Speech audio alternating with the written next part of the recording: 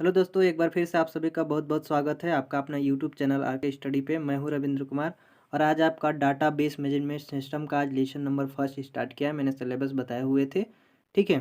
तो computer science और information technology दोनों के लिए है फोर्थ सेमेस्टर।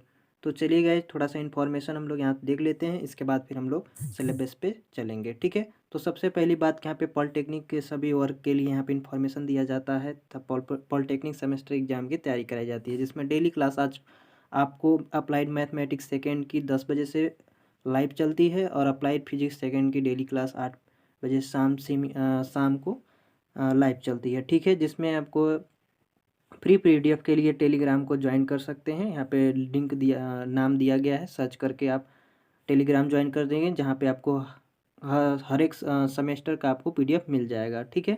और इंस्टाग्राम को भी फॉलो कर सकते हैं यहाँ से, इसमें जहाँ से हम आपको तुरंत रिप्लाई दे लेंगे यदि आपको कोई भी प्रॉब्लम हो तो। चलिए अब स्टार्ट करते हैं आज का।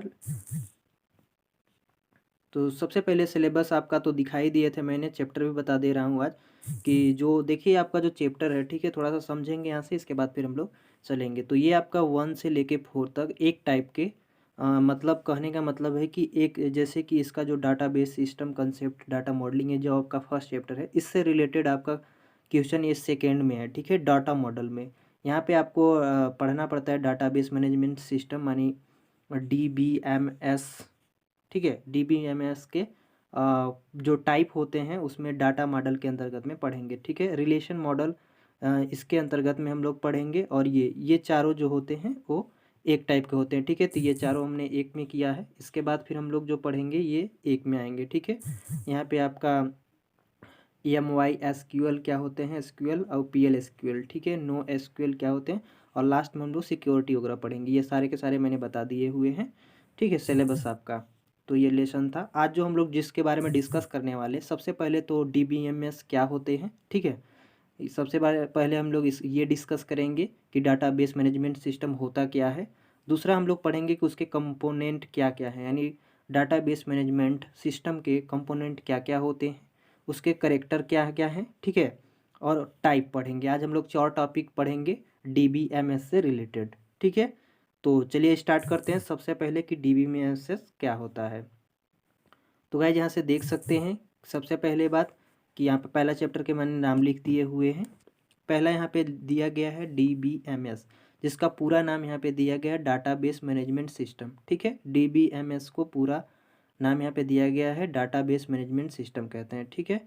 यह एक प्रोग्राम का पूरा कलेक्शन होता है, ठीक है, जिसमें हम लोग यूजर डाटाबेस को क्या करते हैं, क्रिएट करते हैं, ठीक है, बनाते हैं, डिलीट करते हैं और मेंटेन करते हैं। 3 चीज़ होता है DBMS में। क्या होता है DBMS माने डाटाबेस मैनेजमेंट सिस्टम जो है एक सॉफ्टवेयर होता है, ठीक है। यह क्या क्या काम करता है, क्रिएट करने में और डिलीट करने में और मेंटेनेंस करने में, ये 3 कार्य इसका है, ठीक है। माने ये प्रोग्राम का पूरा कलेक्शन होता है। चलिए थोड़ा सा इसके बारे में और जान लेते हैं। यहाँ पे ये क्या क्या सुविधा वगैरह प्रोवाइड कराती है, ठीक है। तो यहाँ पे मैंने लिखे हुए हैं कि जो DBMS होता है वो एक सॉफ्टवेयर होते हैं, ठीक है। सॉफ्टवेयर होते हैं जो डाटाबेस में डाटा को स्टोर, मैनेज और डिफाइन करने के लिए किया जाता है। DBMS का उपयोग किस किस में जो है स्टोर, मैनेजमेंट और डिफाइन करने के लिए प्रयोग किया जाता है, ठीक है। यहाँ पे और इसके जो सुविधा प्रदान करता है, ठीक है, DBMS जो सुविधा प्रदान करता है वो डेटा डिफाइन करता है, ठीक है। सबसे पहली बात कि जो डेटा रहेगी उसको डिफाइन करेगा, डाटा अपडेटिंग करता है, ठीक है। जो डाटा पुराने डाटे होते हैं उसको नए में अपडेट किया जाता है, ठीक है। फिर यहाँ पे डाटा रिट्रीवल होता है, माने डेटा को पुनः प्राप्ति करता है, ठीक है। और यूजर एडमिनिस्टर होता है, माने उपयोगकर्ता व्यवस्थापक जो होते हैं, ठीक है, जो माने यूजर होगा, कोई भी यूजर ही होते हैं। जैसे कंप्यूटर में है तो कंप्यूटर में यूज करने वाले यूजर हो गए, ठीक है, बहुत सारे। तो उनको क्या वो एक व्यवस्थापित करता है। ये सुविधा सभी 4 प्रकार की सुविधा प्रदान करता है इसमें, ठीक है, डाटा मैनेजमेंट सिस्टम में।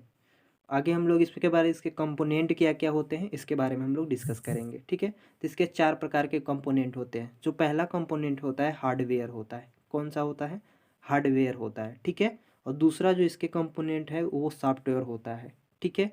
तीसरा जो होता है वो डेटा। चौथे की बात कर लेते ये यूजर, और यहाँ पे प्रक्रियाएं, ठीक है। तो ये आपके 5 प्रकार के यहाँ पे इसके कंपोनेंट्स हैं, ठीक है। और हम लोग अब बात करेंगे उसके टाइप के बारे में।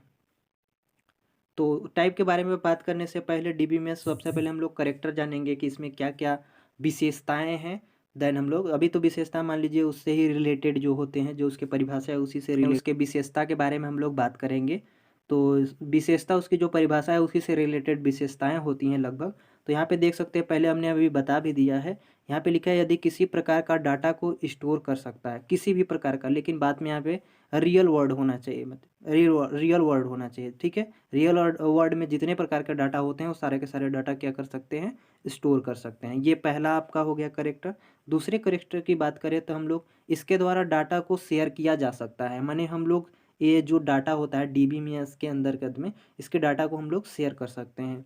तीसरा जो है आपका डाटा बेस सिस्टम के द्वारा बहुत सारे यूजर एक साथ समय पर मतलब डाटा बेस को एक्सेस कर सकता है। जैसे कि मान लीजिए यहाँ पे एक कंप्यूटर है, ठीक है, इसमें मान लीजिए डीबीएमएस का सॉफ्टवेयर है, तो यह बहुत सारे कंप्यूटर को एक साथ क्या कर सकता है, एक्सेस कर सकता है, ठीक है।